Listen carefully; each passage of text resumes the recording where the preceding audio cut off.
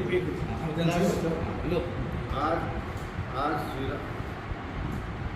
श्रीराम सहकारी साखर कारखान्याची विशेष सर्वसाधारण सभा झाली. आपल्याला हे लक्षात घेण्याची आवश्यकता आहे की ज्यावेळेला विशेष सर्वसाधारण सभा असते ती ठराविक विषयासाठीच असते. त्याच्यामध्ये इतर कुठलेही विषय त्यामध्ये होत नाही.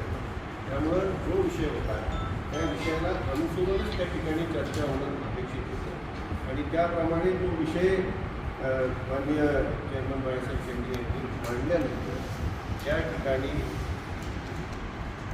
एक तर जवाहर सहकारी साखर कारखान्याने त्यांनी श्रीराम सहकारी साखर कारखान्याबरोबर जो करार केला होता तो संपुष्टात आणण्याचं पत्र आम्हाला दिलं. ते आल्यानंतर आम्ही जवाहर सहकारी साखर कारखान्याबरोबर त्या ठिकाणी त्यांचे सगळ्या प्रमुख मंडळींबरोबर प्रत्यक्षामध्ये त्यांचे चेअरमन प्रकाश अण्णा आवाडे साहेब यांच्याबरोबर चर्चा केली.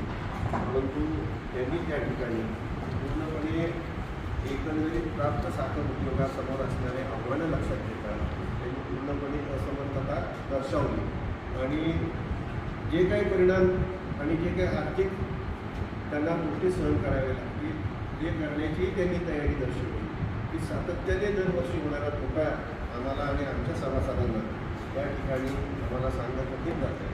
त्यामुळे एकदाच काय असेल तो तोटा आम्ही स्वीकारायला तयार आहे, परंतु आम्ही हा करार चालवू शकत नाही अशा प्रकारची त्यांची भूमिका होती. हा करार जो संपत आहे हा 7 वर्षाच्या आत संपत आणि श्रीराम आणि जवाहर याच्यामध्ये बंधनात करार आहे की 7 वर्षाच्या आतमध्ये जर करार त्यांनी जर मोठं तर 8 कोटी रुपयाचं त्यांनी कॉम्पन्सेशन हे श्रीरामला द्यायला पाहिजे. त्याप्रमाणे त्यांनी सुद्धा 8 कोटी कॉम्पन्सेशन देण्याची तयारी त्या ठिकाणी दर्शवली.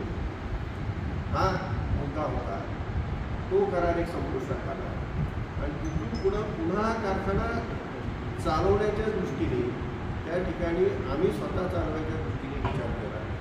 आम्ही 2 प्रपोजल्स तयार केले. एक प्रपोजल आम्ही सातारा जिल्हा बँकेला पाठवलं. दुसरं प्रपोजल NCDCला आम्ही पाठवायच्या दृष्टीने तयार केलं. NCDCचं प्रपोजल हे शासनाच्या माध्यमातून पुढं जातं, त्याला बराचसा काळ लागतो.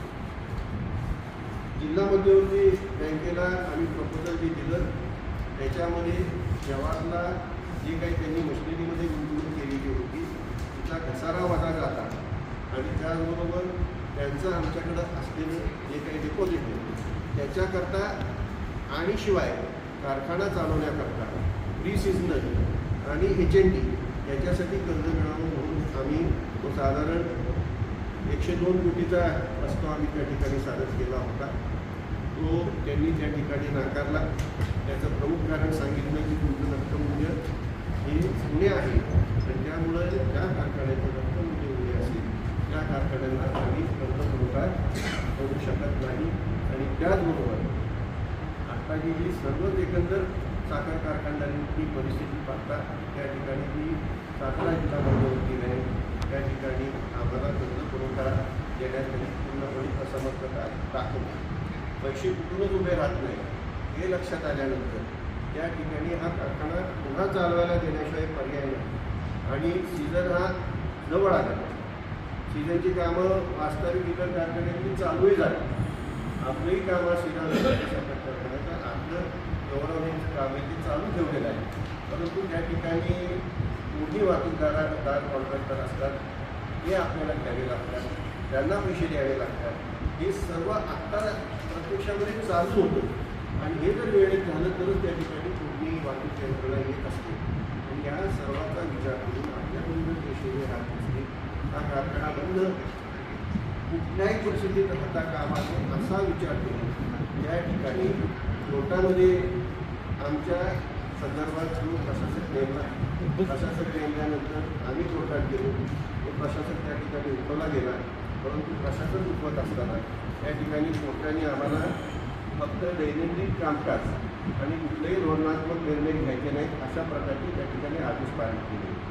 त्यामुळे त्याच्या विरोधात त्या आदेशाच्या विरोधात आम्हाला जाणं क्रमप्राप्त होतं आणि कोर्टाला आम्ही ते दाखवलं हे अत्यंत अर्जंट मॅटर आहे आणि कुठल्याही परिस्थितीमध्ये या ठिकाणी आपल्याला हा कारखाना चालू ठेवायचा असेल या कारखान्यावर अवलंबून असणारे कामगार असतील, शेतकरी असतील, यांचं आपल्याला अस्तित्व ठेवायचं असेल तर आपल्याला हा कारखाना चालवायला द्यावा लागणार आहे. आम्ही अशा प्रकारचं प्लीडिंग आमच्या वकिलांनी केलं. त्यांचेही वकील होते, त्यांचे 2 वकील आहेत, एक सरकारी वकील आहे आणि एक स्वतः त्यांचे भोसले साहेबांनी दिलेले खाजगी वकील. त्यांनी हा मुद्दा त्या ठिकाणी मांडला की हा आता जो शासनाने नवीन जी आर काढला आहे की ज्या संस्थांचं त्या कार्यकाळ संपून त्या ठिकाणी आपोआप प्रशासक येणार, हा एक मुद्दा त्यांनी मांडला. आणि त्याचबरोबर त्या ठिकाणी कुठलंही यांना दैनंदिन कामकाज करायचं नाही, अशा प्रकारचं दैनंदिन कामकाजाशिवाय धोरणात्मक निर्णय घेता येणार नाही, अशा प्रकारचं त्यांनी त्या ठिकाणी प्लीडिंग केलं. ते कोर्टाने ते ऐकून घेतलं, परंतु एकंदर परिस्थिती पाहता कोर्टाने त्या ठिकाणी हा कारखाना चालवायला देण्याच्या दृष्टिकोनातून त्यांनी त्या ठिकाणी निर्णय दिला. आणि त्यामध्ये त्यांनी असं म्हटलेलं आहे की न्यायालयाने प्रस्तुत अर्जदारास आपल्या सदस्यांची विशेष सर्वसाधारण सभा बोलवण्यास, आयोजित करण्यास किंवा त्याबाबत सूचना देण्यास परवानगी द्यावी, जेणेकरून अर्जदाराच्या मालकीचा श्रीराम सहकारी साखर कारखाना या साखर कारखान्याचे कामकाज चालवण्यासाठी एखादी संस्था, व्यक्ती, फेरीची नियुक्ती करण्याबाबत सर्व आवश्यक निर्णय घेता येतील. अशा संस्था, व्यक्तीच्या नियुक्तीसाठी भाडे करार, लीज ॲग्रीमेंट किंवा भागीदारी करार, पार्टनरशिप किंवा तत्सम कोणताही करार करण्यात येईल. अशा प्रकारचे कोर्टाने त्या ठिकाणी आदेश पारित केल्यावरती आपण सभा काढली. त्याच्यामध्ये कुठेही बेकायदेशीर कुठेही कुठलंही त्यामध्ये आमच्याकडून झालेलं नाही. आणि त्यामध्ये हे करत असताना त्या ठिकाणी सरकारी वकिलांनी एक मुद्दा काढला की त्या ठिकाणी शासनाने एक GR काढले, कारखाने चालवायला द्यायचे तर त्या GRच्या माध्यमातूनच ते कारखाने चालवायला द्यावे लागतात. आणि हा 8/9/2020चा जो GR आहे आणि त्या GRच्या अनुषंगाने त्या GRला अधीन राहून त्या ठिकाणी हा कारखाना चालवायला द्यावा, अशा प्रकारचा कोर्टाने त्या ठिकाणी निकाल दिलेला आहे. आणि आपण ह्या GRच्या आधारावरच हा कारखाना चालवायला देणार आहोत. आणि हा कारखाना चालवायला देत असताना ह्या GRच्या आधारावर त्या ठिकाणी आपण आत्ताच्या रस्त्याला सर्व म्हणजे नोटीस काढण्यापासून, सभासदांना कळवण्यापासून, त्या ठिकाणी पेपरला जाहिरात देण्यापासून त्या सर्व त्या GRच्या प्रमाणेच आपण त्या GRची पूर्तता करण्याच्या दृष्टीने त्या ठिकाणी कामकाज केले. त्यामध्ये कुठेही काही त्या GRमध्ये आहे त्याचं कुठलाही त्यांचा मुद्दा हा डावललेला नाही. सर्व मुद्दे घेऊनच आम्ही त्या ठिकाणी चाललेलो आहोत. यामध्ये आपल्याला जरूर सांगायला पाहिजे, कारण त्यांनी एक वेगळाच मुद्दा या ठिकाणी उपस्थित केला की त्या आजच्या या सभेचा त्यांचा काही संबंध त्या विषयाचा नव्हता, परंतु एक प्रकारची दिशाभूल करण्याचा हा प्रयत्न आहे. आणि ज्यावेळेला गेल्या 5 वर्षापूर्वी आम्ही हा कारखाना ज्यावेळेला जवाहरला चालवायला देण्याचं ठरवलं, त्यावेळेला मंत्री समितीची त्या ठिकाणी बैठक झाली. मंत्री समितीच्या बैठकीमध्ये त्यावेळेला सरकार मंत्री आदरणीय रावसाहेब पाटील होते आणि राज्यमंत्री आदरणीय आमदार शंभूराजे देसाई साहेब. त्यामध्ये शंभूराज देसाई साहेबांनी त्यांचं मत तिथं त्या ठिकाणी व्यक्त केलेलं आहे. आणि ते म्हणतात या कारखाना 15 वर्ष देण्याच्या ऐवजी 5 वर्ष द्यावा आणि एकंदरीत प्रतिवर्षी किमान 200 रुपये मूळ कारखान्यास नफ्यातील हिस्सा म्हणून द्यावा, नफ्यातील हिस्सा म्हणून द्यावा, नफा झाला तर द्यावा. म्हणजे याच्यामध्ये कुठेही करारामध्ये 200 रुपयाचा उल्लेख नाही, याच्यामध्ये एकटा श्रीराम नाही, इतर 2 कारखाने सुद्धा आहेत. त्यामध्ये मधुकर सहकारी साखर कारखाना फैजापूर आहे, आप्पासाहेब नलवडे गडिंगज आहे आणि ह्या 2 श्रीपतराव शिंदे कारखाना एक आहे. आणि याच्यामध्ये मंत्री समिती फक्त परवानगी देते. मंत्री समिती त्या ठिकाणी कुठेही किती रुपयाला द्यायचा, त्याचे करार कसा असावा याच्या संबंधी कुठेही उल्लेख करत नाही. GR प्रमाणेच आपल्याला करार करावा लागतो आणि GR प्रमाणे त्या ठिकाणी GR आहे GR प्रमाणे त्या ठिकाणी जे काही तत्कालीन आमचा साधारण आपण 2,500 टनाचा कारखाना त्यावेळेला होता, आता 5,000 झालेला आहे. त्याचं जे भाडं आहे ते GR प्रमाणे त्या ठिकाणी जवाहरने देण्याचं मान्य केलं. परंतु एकंदरीत आमचा जो कॅश फ्लो आहे ते जर भाड्याचा विचार करता तर कॅश फ्लो आणि शेवटी 15 वर्षांनी 0-0 अशी परिस्थिती असायला पाहिजे, ती बसत नव्हती. म्हणून डिस्लरीचं भाडं त्यांनी वाढवून दिलं आणि दोन्ही मिळून त्यांनी 4 कोटी रुपये देण्याचं त्या ठिकाणी ठरलं. ते भाडं किती देतात हा श्रीरामच्या फायद्यापेक्षा सभासदाला, ऊस उत्पादकाला या परिसरातील जो काही दर आहे, कॉम्पिटिशनमध्ये दर द्यावा लागतो, जो काही दर आहे तो दर त्यांनी देणं अपेक्षित होतं. कामगारांचे पगार, कामगारांचा बोनस जो काही ह्या परिसरामध्ये करेल त्या ठिकाणी 20% बोनस ठरतो, त्याप्रमाणे तो देणं अपेक्षित होतं आणि ते त्यांनी गेल्या 15 वर्षापूर्वी आणि चालू 5 वर्षामध्ये पूर्णपणे अदा केलेला.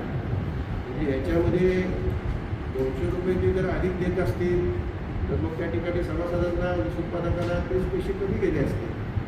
त्यामुळं हा 200 रुपयाचा विषय हा केवळ दिशाभूल करण्याचा प्रयत्न या ठिकाणी आमचे विद्वान वकील नरसिंह निकम साहेब हे करत आहेत. ते शंभूराज देसाईंनी मांडलेलं त्यांचं मत आहे, परंतु त्यांनी त्यामध्ये हे स्पष्ट म्हटलेलं आहे नफ्यातील हिस्सा. आता किती नफा झाला 15 वर्षामध्ये भागीदारीचा आमचे चेअरमन साहेब सांगतात.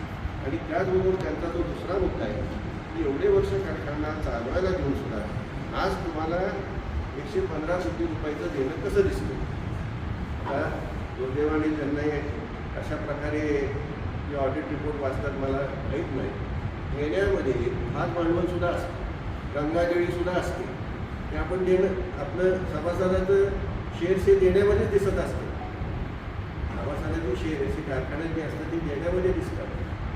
भाग भांडवल, गंगाजळी हे देण्यामध्ये दिसतात. त्याचा सर्व हिशोब प्रत्यक्षात किती देणं आहे हे आमचे आदरणीय चेअरमन साहेब आपल्याला या ठिकाणी सांगतील. आणि त्याचबरोबर गेल्या 15 वर्षात आणि गेल्या 5 वर्षात पहिल्या 15 वर्षामध्ये भागीदारी तत्त्वावर कारखाना चालत होता. आणि भागीदारी अशा प्रकारची होती की करारामध्ये नमूद केलं आहे की तोटा जो होईल तो जवाहरचा हे स्पष्टपणे नमूद केले. आणि गेल्या 5 वर्षात ऑपरेशनल पार्टनर म्हणूनच जवाहर होतो. त्यामुळं जे काही कर्ज घेतलं जाईल, जो काही तोटा होईल हा सर्वच्या सर्व जवाबदार असा प्रकारे त्या ठिकाणी आपण हा दुसरा करार केलेला होता. तर या ठिकाणी पहिला मुद्दा त्यांचा जो होता की तुम्ही एवढे वर्ष घेऊन एवढंच देणं कसं, याच्याविषयी चेअरमन साहेब खुलासा देतील. आणि एकंदरीत किती तोटा त्या ठिकाणी या 15 आणि 5 वर्षात त्या ठिकाणी या भागीदारीला नंतर श्रीराम जवाहरला किती झाला आहे याच्याबद्दलची माहिती.